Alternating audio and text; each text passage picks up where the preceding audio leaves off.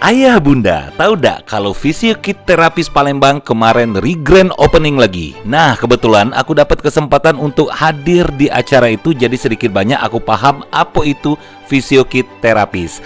Jadi, Fisiokid Terapis ini adalah pionir fisioterapi tumbuh kembang anak sama baby spa di Palembang sejak tahun 2012. Tiga, yeay, kita berikan tepuk tangan. Inilah re-grand opening Fisiokid Terapis Palembang. Tempat ini sudah berpengalaman dalam menangani kasus-kasus cak keterlambatan gerak, lemah otot di wajah, tangan sama kaki, pemulihan otak, Down syndrome, dan lainnya. Jadi waktu di sini lagi terapi berhasil. Sekarang udah sekolah, udah mau SD. Saya thank you lah buat fisioterapi. Fasilitasnya lengkap nian.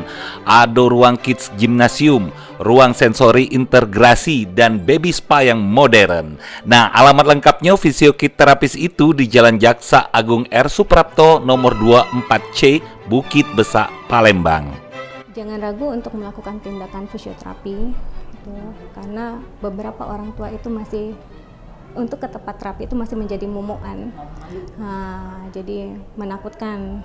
Sebenarnya untuk tindakannya itu tidak semenakutkan yang dipikirkan. Jadi kalau dilakukan tindakannya sedini mungkin, mudah-mudahan hasilnya lebih cepat untuk perkembangan anaknya.